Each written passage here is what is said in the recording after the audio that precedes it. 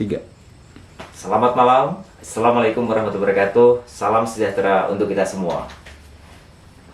Bersama Star Theory Studio, saya akan menyampaikan kuliah secara terbuka dan online tentang manajemen peradaban bintang. Pada hari ini saya akan mengupas one by one tentang apa itu sih peradaban bintang, untuk apa, bagaimana, dan mau dibawa kemana, dan seterusnya. Kenapa materi ini cukup menarik bagi generasi muda nih, terutama nih yang milenial nih. Kalau Bapak ini kan sudah kolonial, jadi kalau ini teman-teman kan yang masih milenial, tapi saya kira nggak ada perbedaan antara usia, karena pada dasarnya setiap manusia itu punya semangat bintang. Nah, itu jadi tidak ada perbedaan usia, semuanya punya kemampuan dan saya kira punya kemauan yang luar biasa seperti pancaran bintang. Oke, saudara-saudara sebangsa dan setanah air, serta para sesepuh, para senior yang ada di manapun berada, mohon izin untuk menyampaikan kuliah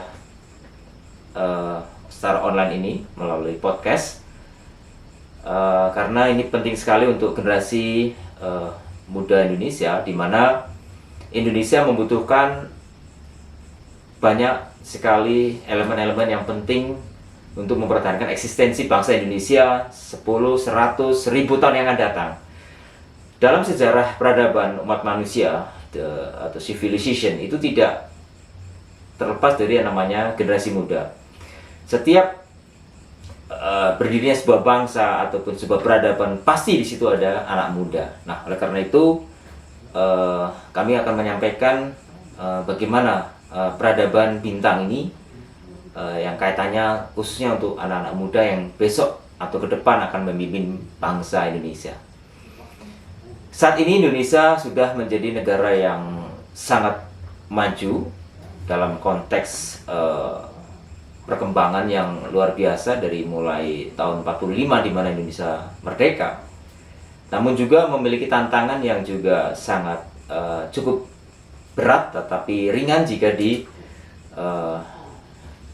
atau dilaksanakan secara bersama-sama, baik semua kalangan atau generasi muda, tua, dan seterusnya, baik dari kalangan apapun juga, militer, polisian, para pejabat, bisnismen, petani, dan mahasiswa, serta semuanya. Saya kira semuanya bersatu padu kita menyongsong adanya sebuah kebangkitan bangsa ini. Sebagaimana kita tahu bahwasanya peradaban pasti akan membuat sebuah gerakan ataupun orientasi yang jauh ke depan, atau istilahnya long term planning, long term implementation, dan seterusnya. Jadi tidak untuk saat ini. Peradaban bintang yang akan saya sampaikan ini adalah peradaban yang merupakan sebuah sistem di mana antara government, pemerintah, dan non pemerintah atau non government itu manajemennya itu disatukan secara terintegrasi. Kita lihat saat ini manajemen yang ada di pemerintahan itu masih parsial, jadi terkadang masih belum ada kesesuaian antara data di lapangan dengan data yang ada di government. Tapi itu nggak masalah, itu adalah sebuah proses. Bahkan negara-negara maju seperti Inggris, bagaimana sistem administrasinya disusun dalam jangka waktu yang sangat panjang sehingga sangat rapi dan seterusnya. Tapi Indonesia pasti lebih bisa dari Inggris untuk menata itu semuanya. Integration atau integrasi itu penting sekali dalam sebuah peradaban bintang, di mana peradaban bintang ini adalah peradaban di mana setiap orang itu adalah equal. Setiap orang adalah sama di mata bangsa, di mata negara, di mata Ibu Pertiwi. tidak ada perbedaan antara presiden yang ada di istana dengan seorang rakyat petani yang ada di sebuah desa. Itu equal, sama. Apa artinya? Artinya bahwa peradaban bintang adalah sebuah peradaban di mana setiap anak bangsa atau semua elemen yang ada di sebuah negara itu sama kedudukannya dalam konteks membangun bangsanya. Dan semuanya mendapatkan porsi atau kemakmuran atau keadilan yang sama. Dalam arti sesuai dengan apa istilahnya, stratifikasinya tentu saja. Jadi peradaban bintang ini lebih fokus bagaimana cahaya-cahaya bintang yang ada di desa-desa, yang ada di kota, yang ada di istana, maupun yang ada di masjid, gereja, dan semuanya, itu semuanya sama. Artinya semangat membangun bangsa menjadi negara yang besar, menjadi sebuah peradaban yang besar. Itu adalah peradaban bintang. Nah, peradaban bintang ini adalah suatu kondisi di mana tidak ada lagi orang mengalami kelaparan atau tidak memiliki akses pendidikan, kesehatan, dan sebagainya. Tidak ada lagi orang menganggur bingung. Tidak ada lagi orang, anak-anak kita sarjana kemudian bingung nyari kerja, nggak ada lagi. Dan tidak ada lagi orang-orang yang mohon maaf meminta-minta di jalan dan seterusnya. Itu nggak ada lagi. Karena semua tadi apa? Equal, sama. Artinya sama membangun bangsa. Yang kaya membantu yang lemah dan seterusnya. Nah, cuma perbedaannya dengan yang ada sekarang adalah kalau yang sekarang ini tadi kan masih sudah saya katakan tadi kan belum holistik, belum terintegrasi. Nah, kalau peradaban bintang itu terintegrasi. Jadi data yang ada di sebuah RT, di sebuah RW desa itu sama dengan yang ada di kementerian dan seterusnya. Orang pada hari ini ada sarjana 1.000 orang masih belum dapat pekerjaan, itu juga datanya sama dengan di kementerian. Di peradaban bintang, sebelum mereka itu lulus kuliah sudah dipersiapkan pekerjaan. Dan itu integrated gitu loh.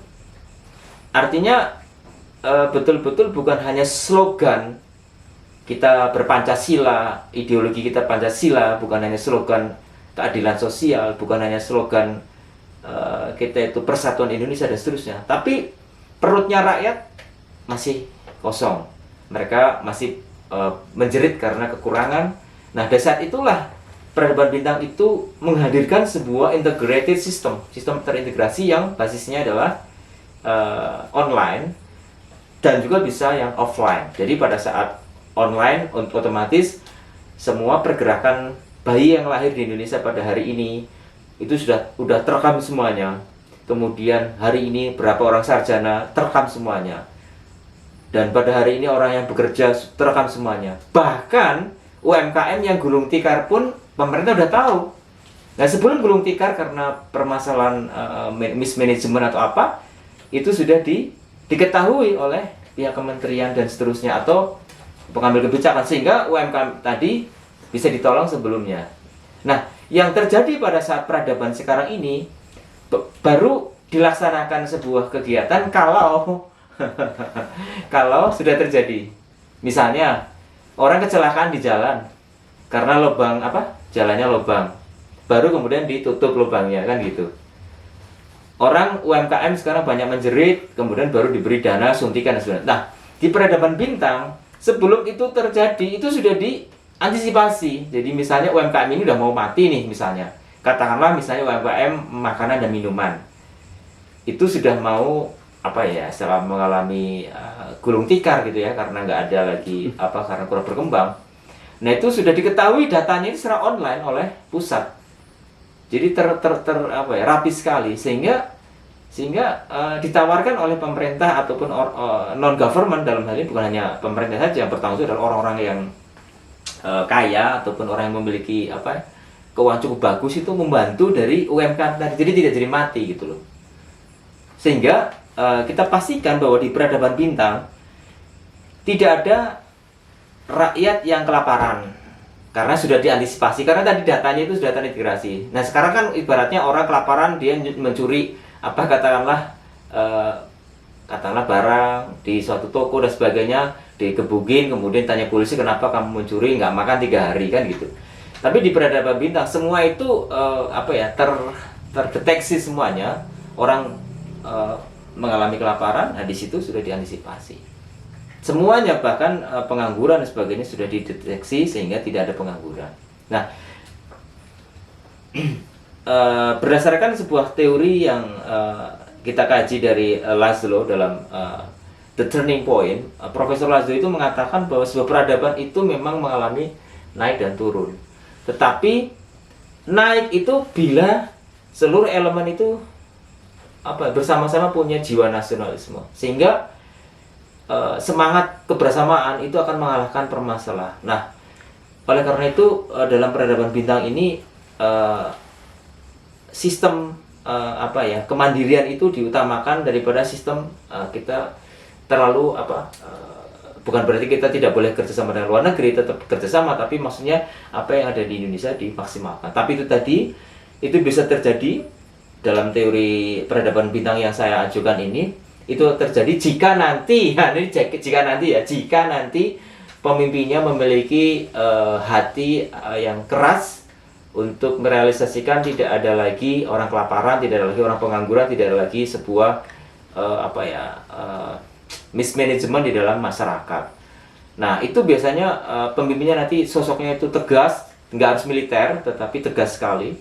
Bisa juga militer, tetapi dia tersistem. Nah, sistem itu artinya terdeteksi online kayak gitu. Jadi misalnya pemimpinnya itu dia menyuruh misalnya provinsi A untuk membantu yang kelaparan hari ini 100, itu juga langsung terdeteksi. Jadi semuanya terdeteksi semuanya. Saudara-saudara bangsa dan setanah air, para senior yang saya hormati, peradaban bintang ini memang tidak bisa dilaksanakan dalam waktu 1 tahun 2 tahun. Mungkin 5 tahun lagi, 10 tahun lagi, masih jangka panjang. Oleh karena itu akan saya sampaikan pada podcast selanjutnya. Sampai ketemu lagi di podcast berikutnya.